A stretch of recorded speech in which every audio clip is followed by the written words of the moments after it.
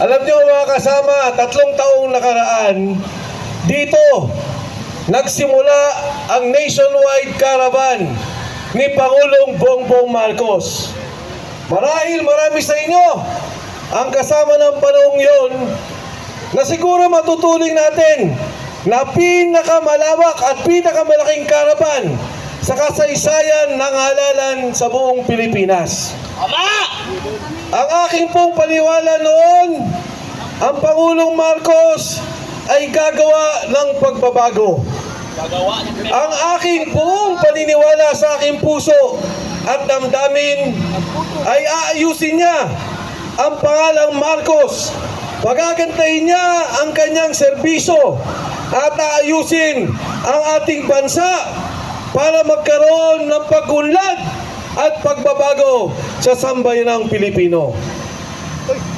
Noong unang taon pa lamang po lang umupo si Saldico bilang Committee on Appropriations.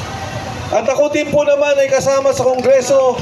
Hanggang ngayon, napakarami ko pong kaibigan na naninilbihan sa loob ng mababang kapulungan. Narinig ko na ang 20% na sinasabing hingian sa proyekto. Paano po ba ginagawa yan? Hindi naintindihan ng karamihan kung papaano. Alam nyo ho, pag nagsumite ng pondo ang Pangulo ng Republika ng Pilipinas matapos ang SONA, yan po ay pupunta sa Committee on Appropriations. Doon nakalagay, pagpalagay na po natin, 6 na trilyong piso. Makikita, bawat distrito, makikita ko ano ang gagawin ng proyekto. Matapos yan, gagawa na sila ng pondong sarili. Yan po yung tinatawag sa ngayon na unprogrammed funds. Maglalagay sila ng bilyong-bilyong piso, daang bilyong piso. At doon ho, sasabihin, magkano ang gusto mo sa iyong distrito na dagdag mula sa isinumating pondo? Doon ho, naghihingian na ng 20%. Kalat na kalat sa buong Kongreso. Sino po ang naglagay kay Saldico? Si Speaker Martin Romualdez. At sabi nga po nila, noong unang taon ng pondo na ginamit na pinamimigay magmula sa perang binubulsa nila at perang inaabot sa bawat congressman, wala pong iba nagsabi kundi si Toby Chanco, nakamag-anakan ng presidente. Ang sabi niya, ginamit ang pondo, ang pagbibigay ng proyekto para i-impeach ang Vice President Sara Duterte.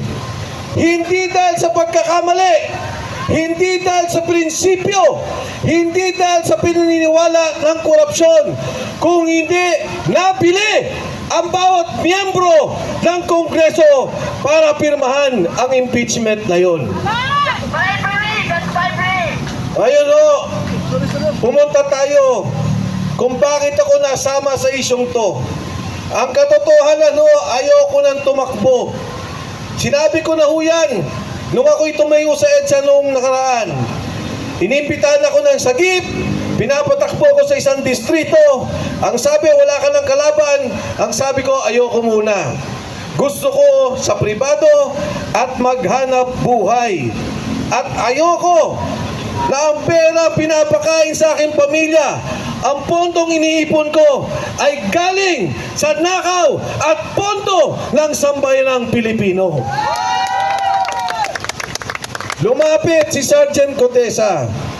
Ano ang sabi niya sa akin? Sir, kami po ang nagdi-deliver ng pera. Nagulat po ako. Sabi ko, totoo ba yan, Sarge? Opo. Ang pinakamalaking nakita kong delivery, 46 na maleta. Nagkakahalaga, humigit kumulang 2.5 billion. Isang delivery lang na ginawa nila.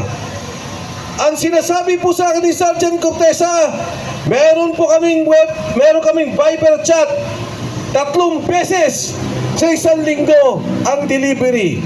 Ban po kami, 2, 3, 5. kung ilan ang kailangan para mag-deliver ng pera. Ano ang pangalawa niyang sinabi? Ang sabi niya, kami po ay nagdi-deliver ng pera kay Martin Romualdez. Nagulat po ako nang sabihin na yon. At hindi ko maintindihan. Dahil ang sabi sa akin ni Sergeant Cotesa, inaakyat po namin ang mga maleta sa bahay ni Saldico sa may Horizon at binababa muli namin. Sabi ko dun sa 45, ilan ang binaba ninyo? 35 ang binaba po namin. Sabi ko, Sarge, parang ang hirap naman noon. Inaakyat nyo pa ang maleta, pagkatapos ibinababa nyo muli, isinasakay ninyo. Sabi niya, sir, hindi ko rin po alam kung bakit. Ang sinabi pa niya, na hindi pa ho na sinabi sa komite, sir, nagulat ako. Yung Department of Health, pinihinto nila, zero budget, dahil ayaw daw makisama nung departamento, nung kalihim ng Department of Health. Pero matapos po noon, nung nag-usap-usap sila, muling ibinalik ang pondo at dinagdagan pa. Kwento po yan ni Cotesa. At sigurado ko, sa kwentong yan, may anomalya sa Department of Health na hindi pa natin nakikita. Lahat meron! Mga kasama, ng panahong yun, ang panawagan ko, imbestigahan si Martin Romualdez. Dapat tingnan yung 90 kasama ni Cotesa at yung 2 taong sinabi ni Alcantara na alalay ni Saldico, si Paul Estrada at si Mark Teksay, 90 na mga sundalo, walang pinatawag kahit isa. Yan ang magsasabing totoo na nagdi-deliver sila ng pera. Yan ang magpapatunay, si Paul at si Mark, saan galing ang pondong to? Sa departamento ba? Sa mga congressman ba? Anong pondo ba yan? Komisyon ba yan sa customs na sinasabi ni Saldico? O yung pera na galing sa asukal, sibuyas at bigas na sinasabi ni Saldico na pinagperahan ng gobyernong ito? Noong pong nangyayari ito, hindi ako nananawagan ng BBM resign. Nagulat ako nung nagsalita na si Saldico. Ano ang sabi ni Saldico? Nagdi-deliver ako ng pera kay Martin Romualdez at kay Bongbong Marcos. Yan! Marcos! Isay! Ngayon o, karagdagan. Baka hindi ka pa rin pwedeng maniwala. Baka gawa-gawa ni Saldico dahil gipit na siya. Anong sabi ni Saldico? 100 bilyon in-insert ni Bongbong Marcos sa pondo. Ano ang sabi ni Ping Lacson? Totoo yan. May pondo. Pero hindi ikaw ang nag-deliver ng 25 billion kay BBM. Ang nag-deliver ng pera ay si Yusek Bernardo kay Secretary Bersamin at kay Secretary Pangandaman. Ano po ang ibig sabihin nito? Hindi nila sinasabing sinungaling yung 100 bilyon. Totoo na may 100 bilyon na inilagay sa pondo. Inilabas ang listahan. At wala po silang masabing nagsisinungaling si Saldico. Ang mabigat, ang sabi ni Saldico, hindi totoo yung sinasabi ni Yusek Bernardo ng DPWH. Dahil yung pera na sinasabi ni Yusek Bernardo, ibang pondo yan. Hindi lang 26 billion ang delivery, 52 billion pesos ang delivery na ginawa. Grabe! Kaya po na po sa isip ko, totoo na si Bongbong Marcos kasama sa lahat. Magmula sa pag-approve ng pondo, sa pag-release ng pondo, galing sa kamay ng presidente. At hindi basta-basta na magre-release ka ng daang-daang bilyon nang hindi mo alam kung saan pupunta ang pondong ito. Tama! Mga kasama, yung pong lumalabas, 25 billion plus 52 billion, yan pa lang po ang nakikita natin, 77 billion kaagad ang pondo. Grabe! Grabe ang pagnanakaw na to. Organisado, sistematiko to, at hindi magagawa kung hindi ang leader mo, ang hepe ng sindikato, ang presidente ng Republika ng Pilipinas na si Bongbong Marcos. BBM resign! BBM resign! Ngayon, karagdagan, kinuha nila ang pondo ng PhilHealth. Ang sabi nila, kailangan natin ang pondo ng PhilHealth, gagamitin natin sa gobyerno. Kundi ba naman kawalang yaan? Madami nang namamatay sa sakit. Marami ang may cancer. Marami ang nagpapadialysis. Marami ang naaksidente. Ngayon, ang mga ospital, ayaw na ng garantiya ng PhilHealth dahil alam nila na walang pondo. Alam nyo, ipapaliwanag ko sa inyo, ang pinirma nila 89 billion pesos. Lumabas pa lang yung 60 billion pesos hininto ng Korte Suprema. Ang pondo ng gobyerno na ibinibigay bilang kontribusyon sa PhilHealth ay 70 billion pesos. Yung 60 billion na nawala, kontribusyon ng bawat isa dito yon. Pera po natin yon. Kaya may nawala na 60 billion, hindi pa nagbigay ng 70 billion, 130 billion ang nawawalang pondo sa programang pangkalusugan. Bilang paliwanag, alam niyo po, pag nagpunta ka ng Thailand, na ospital ka, kahit anong sakit, ang binabayaran mo lang 10% dahil may pondo ang kanilang programa. Magpunta ka Singapore, pag ikaw ay na-ospital at ikaw ay isang Singaporean, wala ka nang binabayaran, 0. Sa Japan, 10%. Sa South Korea, 10%. Sa Pilipinas, 70% ang binabayaran ng bawat isang Pilipino.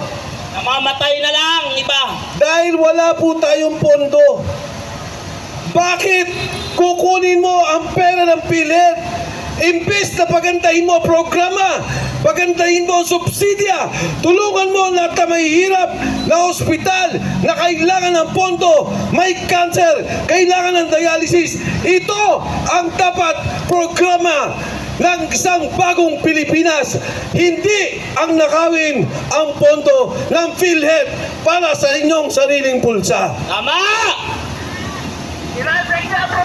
Yung pong PDIC, ano pong ibig sabihin yan? 107 billion kinuha nila. Nilagay sa pondo ng gobyerno. Pagka po kayo ay may pera sa bangko at biglang nagsara ang bangko, kayo po ay may insurance. Coverage ng pera nyo yan.